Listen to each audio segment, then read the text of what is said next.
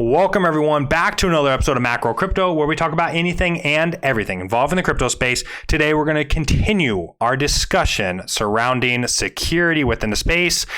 Recapping last week, do not give away your seed phrase. Your private keys are for your eyes only. Do not forget that. Today's video, we're going to be discussing the main differences between a hot wallet and cold storage, while also diving a little bit deeper into the Ethereum network and the hot wallet options that are available for you to create self-sovereignty, security, most importantly, of course, and financial freedom at the end of the day. If you do enjoy this video, you know what to do. Like, subscribe, head over to that Twitter page at Macro Crypto Club and give us a follow. Like always, link will be in the description.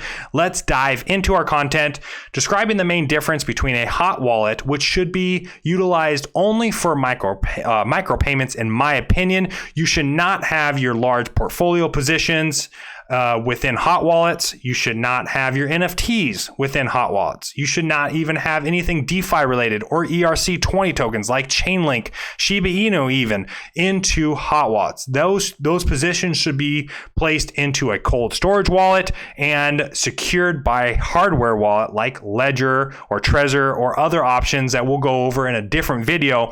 Today, it's reserved for hot wallets, but you're going to find the most security through cold storage. Just do not forget that. So when looking at creating a little bit of financial freedom and getting your first hands on your first wallet, understand hot wallets are online, cold storage wallets are offline. That's a huge difference. And the online aspect of a hot wallet creates vulnerabilities. That's why you want to have small amounts of funds on those hot wallets to, just in case worst case scenario happens, you are not losing everything you have, okay?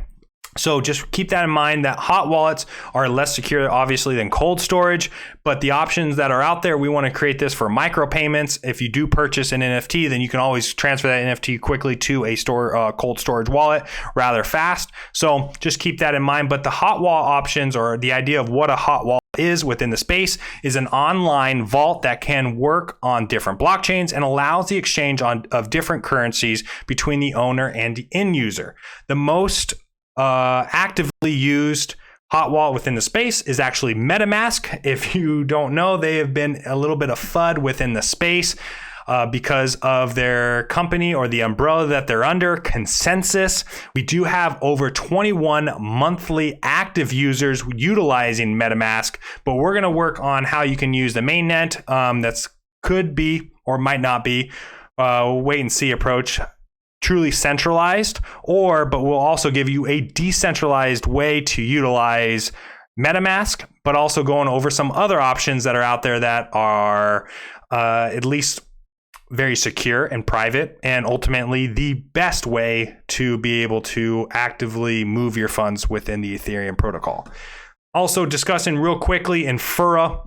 This is what Ethereum's mainnet is.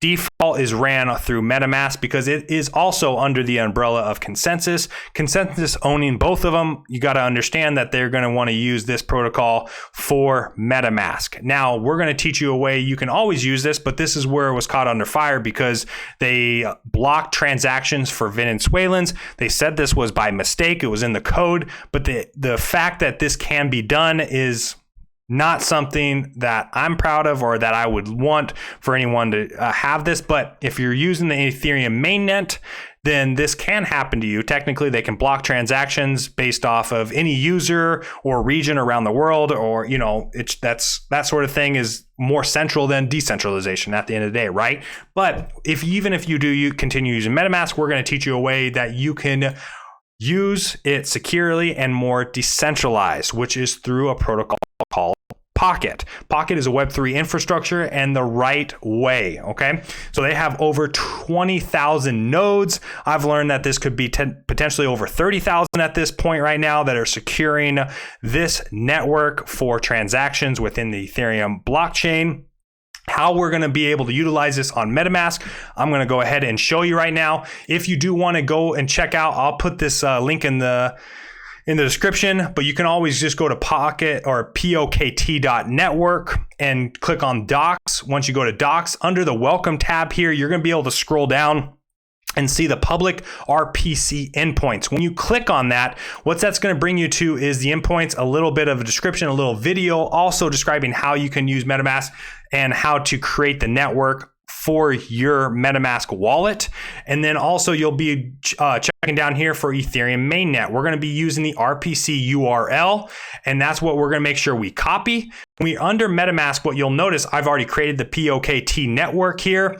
You'll be able to click on your MetaMask. You're going to be able to go to add network. This will populate. You're going to be able to name your network whatever you want. Okay. I actually just named it POKT network. And then you're going to then copy and paste your URL. Obviously, I'm already currently using it, but we're just doing this for purposes so that way you can watch it for yourself. Now, the chain ID we're going to use is 1. And then also, of course, the symbol is ETH. Okay, that's a currency symbol that we're going to be utilizing within this protocol. Once I have that along with my network name, all right, I will be then able to save. But obviously, because these two things are already being utilized, I cannot do so, but you will be able to do that for yourself. This will allow you to then use the Pocket network, which is truly decentralized, instead of Infura. Okay, this is proven. This is it's a network that actually works. So you can then choose and go between whether you want to use the Ethereum mainnet or Pocket. If Infura goes down, which it has in the past, this will also give you an option and then click the Pocket network, which has, if hopefully I'm not mistaken on this, but has never gone down. It's more decentralized. It runs on a lot of nodes. Not saying that Infura doesn't, but this just will give you options to switch between nets if you can't move your funds, especially if you're in a different place around the world that might shut down a given region. You can guarantee almost that the POKT network will not let that happen, okay? So those are some different options within MetaMask. MetaMask is the most widely used. I still use it, just to be fair, so just understand that. But another hot wallet that you can look further into is called 0xFrame. This gives you an option to download. They will automatically give you what is best for your PC to download, and then allows you to utilize a bunch of different factors within this this type of hot wallet. You can go to the Get Started page right here. I got this information from a different individual within a community named Altered Beast. I'll throw his link in the description. That way you can go check out his Twitter page. He kind of promotes this a little bit. So does a few others on the Twitter page. I'll try to figure out who they are, and that way I can throw in that link as well. But just as a heads up, they do have their primary or their mainnet individual, or their default is also set in Infura, but you can also change that as well. But there's a lot of awesome features that Frame has that MetaMask doesn't currently. So you can always go check that out for yourself to see if that's something that you want to further investigate. Currently, I do have both, but I use MetaMask more often. Do want to point out that you can't have them both running at the same time. So I use on one browser, I have Frame, and I have MetaMask on another browser. So you can decide how you want to play it and look into that yourself. Ultimately, the number one way to have your funds and your hot wallet secure at all given times is running your own node. We're not going to show you how to do that within this video. We're trying to keep this video short, but in another video, we will go over running a node, and we'll show you how to do that exactly and the node that we're going to be running. So the reason why you want to do this is privacy and security, okay? You're going to be stop leaking your personal information to third-party nodes. Your private node is yours and no one else's.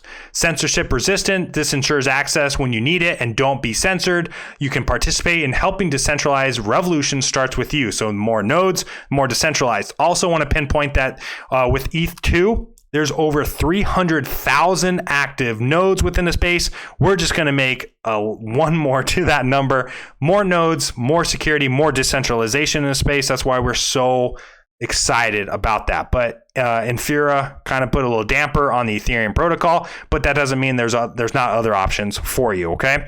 Decentralization, resistant strength, centralized points of failure, voice of your choice, don't give up control, and even in an event of a fork, and sovereignty. Most importantly, right? Think of running a node like your next step beyond getting your own Ethereum wallet. We talked about getting an Ethereum wallet through a hot wallet. running a node is that next step, and we'll show you how to do that in a future video. Some of the options that you're going to be able to have is DApp node, and as well as Avado. We have the Avado. So just discussing different options that you have for running your own node, which will be a lot further into the future. We just wanted to quickly go over different options to help create more self-sovereignty and control over your hot wallets. But if you only have a hot wallet right now, make sure you watch our next video concerning cold storage and how to secure your funds and create more financial freedom for yourself. Until next time, everybody, peace.